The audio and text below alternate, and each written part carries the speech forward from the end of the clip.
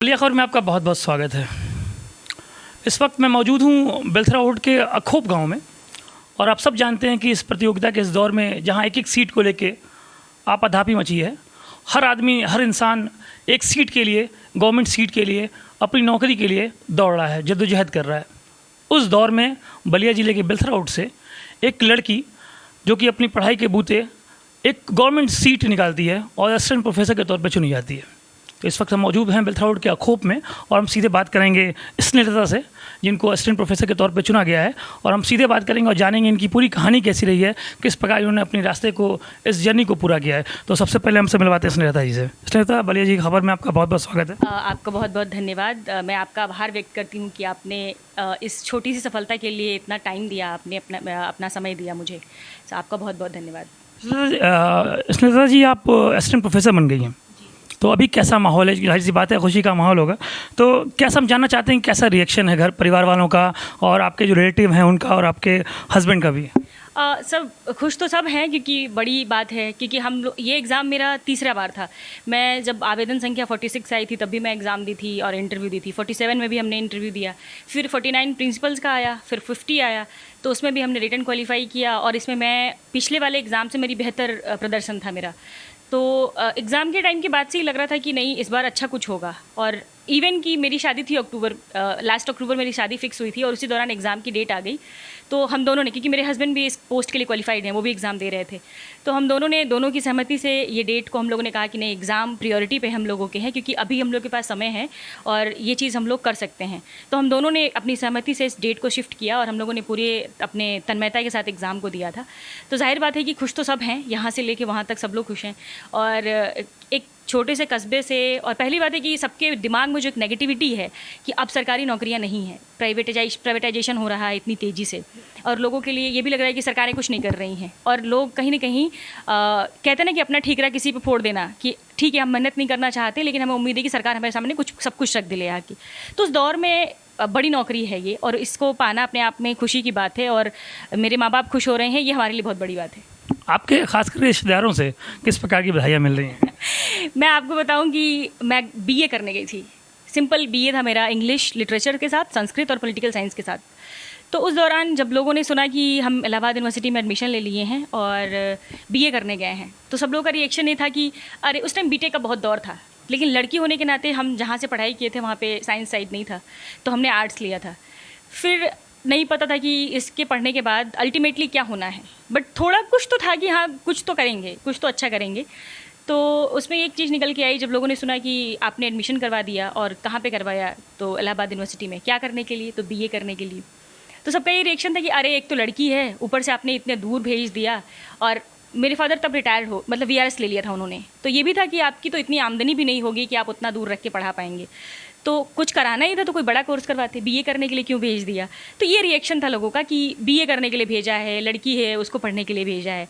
तो अब उस टाइम तो हम लोगों ने कोई जवाब नहीं दिया, ना ही मेरे माँ बाप ने और ना ही मैंने। अब उनको जवाब शायद मिल गया होगा कि बीए करके भी बहुत कुछ किया जा सकता है। अपने परिवार के बारे में और शुरुआती जो आपकी अर्ली एजुकेशन हुई उसके बारे में कुछ हमारे दर्शकों को बताइए। जी, मैं शुरुआती एजुकेशन मेरे गांव के स्कूल से हुई थी, जिसका नाम सरस्वती शिशु मंदिर है।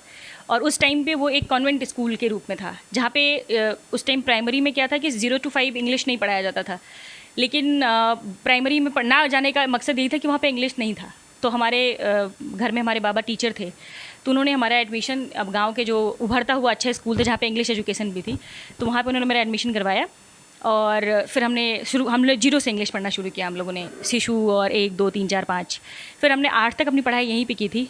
फिर ये हुआ कि आगे क्या करना है, क्योंकि उसमें एक बड़ा उसमें निकल के आता था कि बच्चा साइंस पढ़ेगा कि आर्ट्स पढ़ेगा। तो इस जद्दोजहद में एक डीए भी था जहाँ पे लड़कियों का एडमिशन बैन हो चुका था उस टाइम पे, इंग्लिश मतलब उसके लिए, साइंस के लिए। तो हमने फिर श्याम सुंदरी चुना, क्योंकि वो लड़कियों के मामले में सेफ़ और सिक्योर स्कूल माना जाता था। हाँ, तो श्याम सुंदरी बालिका इंटर कॉलेज से मेरा 9 to 12 हुआ। फिर हमने BHU इलाहाबाद और 2 जगह का एंट्रेंस दिया था, दोनों जगह क्वालिफाई हुए थे। लेकिन इलाहाबाद में फिर ये लग रहा था कि इलाहाबाद यूनिवर्सिटी से पढ़ने के लिए बहुत सारे, एक तो वहाँ पे बहुत एक्सपोजर था, UPSC और बहुत सारी चीज़ें थी वहाँ पे। तो हमने फिर इलाहाबाद यूनिवर्सिटी में एडमिशन लिया, इंग्लिश, लिटरेचर और संस्कृत और पॉलिटिकल साइंस के साथ। फिर वहाँ पे हमने ग्रेजुएशन मेरा हो गया। फिर हमने पोस्ट ग्रेजुएशन के लिए ट्राई किया, तो MA में हमारे यहाँ बहुत कम सीटें थी, तो फिर मैंने BHU भी ट्राई किया, BHU में भी हो गया था मेरा। लेकिन फिर लगा कि एक यहाँ पे सराउंडिंग्स बन गई थी, तब तक दिमाग में खुल गया था कि अब करना क्या है, अब UPSC देना है कि स्टेट PCS देना है कि नेट देना है कि PhD करना है। तो फिर हमने वहाँ से PG वहीं से कंटिन्यू किया अपना, सेम डिपार्टमेंट से। फिर उसके बाद मेरा अपीयरिंग में ही नेट क्वालिफाई हो गया था, UGC नेट। फिर मैं फिर एक और 6 महीने के टर्म के एग्ज़ाम होते हैं UGC नेट के, उसमें मेरा JRF भी हो गया था। तब मैं Tata institute of social sciences Mumbai का PhD का इंटरव्यू देने गई थी। तो उसी टाइम मेरा रिजल्ट आया। फिर ये हुआ था कि अब थोड़ा सा और क्लियर हो गया था कि नहीं, घर की स्थितियाँ, हमारे 2-4 भाई बहन हैं हम लोग, तो उन लोगों को भी पढ़ना लिखना था, केवल मैं तो थी नहीं कि सारे पैसे मेरे ऊपर ही खर्च हो जाएँ। तो ये हुआ था कि अगर मैं कुछ हेल्प रहेगी मेरे पास या खुद मैं कहीं स्टैंड करूँगी तो मैं उन लोगों को भी देख सकूँगी और मैं भी पढ़ाई कर सकूँगी। तो इसलिए मैंने JRF का एक फ़ायदा ये था कि थोड़ी हमें गवर्नमेंट की तरफ से एक फैसिलिटी मिलती जहाँ पे हमें PhD करने के लिए अच्छा इंस्टीट्यूट मिलता और साथ में मुझे कुछ स्कॉलरशिप भी मिलती। तो उस स्कॉलरशिप के थ्रू हम अपनी पढ़ाई भी कंटिन्यू कर सकते थे और अपनी तैयारी भी कर सकते थे। तो हमने फिर ये चुना कि हम PhD में एडमिशन कहीं पर ले लेते हैं, और इस जल्दीबाजी में हमने लखनऊ में डॉक्टर शकुंतला मिश्र नेशनल रिहैबिलिटेट यूनिवर्सिटी लखनऊ में एडमिशन ले लिया। उसके बाद मेरा इलाहाबाद यूनिवर्सिटी में भी एडमिशन हुआ, लेकिन कुछ परिस्थितियाँ ऐसी थी जिसकी वजह से हमने यहाँ पे नहीं लिया एडमिशन, हमने वहीं पे कंटिन्यू किया अपना PhD का।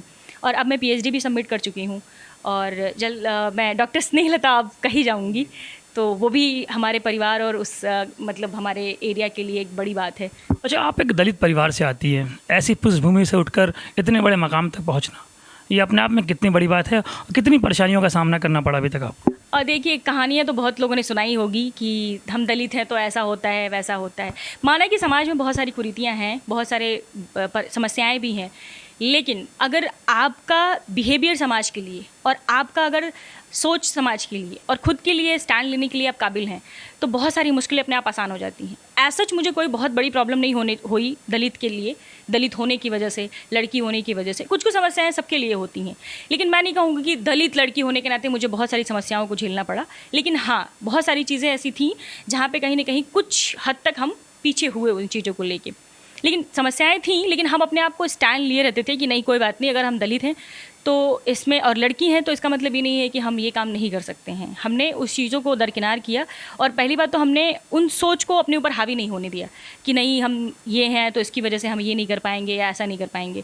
तो कभी इस तरीके का कोई प्रॉब्लम नहीं हुई। लेकिन हाँ, समाज जो आईना दिखाता है वो कई बार जो चीज़ें हो रही होती हैं उसको हम लेके ढो नहीं सकते हैं। हम प्रोग्रेसिव होना चाहिए हमें।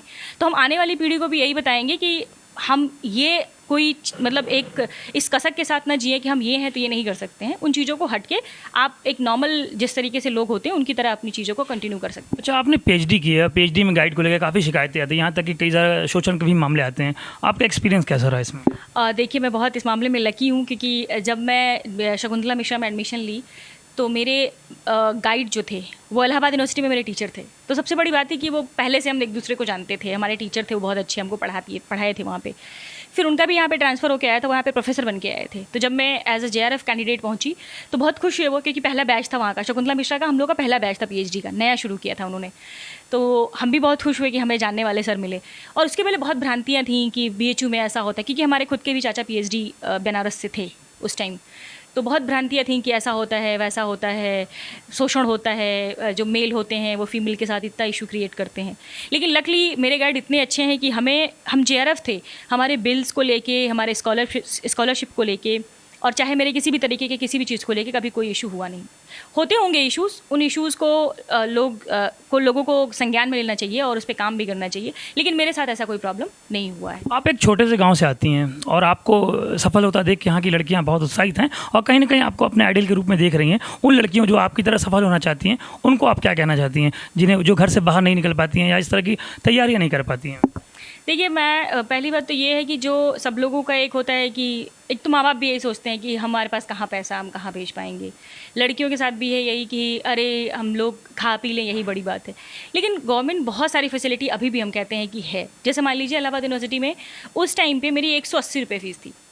रहने खाने का जो खर्च था, अगर आप पास में रहते हैं या अगर आपके पास कोई सुविधा है तो आप गेहूँ आटा चावल लेके घर से जा सकते हैं।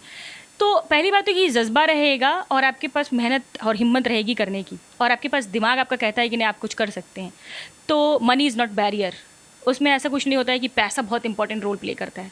अगर पढ़ना चाहते हैं, मैं तो इन लड़कियों से यही कहती हूँ कि आपको सीखते रहना चाहिए, नौकरी अल्टीमेट नहीं होता है। गांव में देखा जाता है कि जल्दी माँ बाप लड़कियों को बाहर भेजने से थोड़ा हिचकते हैं।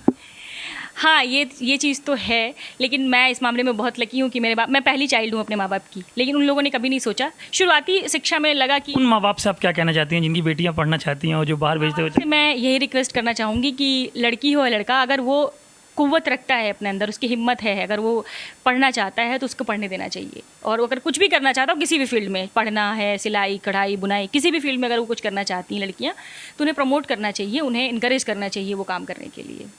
मम्मी मौजूद हैं। सबसे पहले तो आपको बहुत बहुत बधाई कि आपकी बेटी ने इतनी बड़ी सफलता हासिल की है। क्या कहेंगी आपकी सफलता पे? हम तो यही कहना चाहते हैं कि जितने भी अपने गांव समाज में बच्चियां हैं, पढ़े लिखें, आगे बढ़ें, मेहनत करें। तो आपने जब पहली बार अपनी बच्ची को बाहर भेजा पढ़ने के लिए, उस वक्त क्या सोचा था? हमने ये सोचा था कि हमारी बच्ची पढ़ लिख करके आगे बढ़े। और आपके गांव में और बहुत सी ऐसी लड़कियां हैं, बच्चियां हैं जो पढ़ना चाहती हैं, उनको आप क्या संदेश देना चाहती हैं, खास करके उनकी माँओं को? हम उनकी माँओं से यही रिक्वेस्ट करेंगे कि अपने बच्चों को पढ़ाई लिखाएं, आगे बढ़ाएं। हम यही करना चाहेंगे बस। बहुत बहुत धन्यवाद। तो ये थी स्नेहिता जिन्होंने अपनी सफलता के बारे में बताया, और बलिया खबर से बात करने के लिए बहुत बहुत धन्यवाद। आपका भी बहुत बहुत धन्यवाद।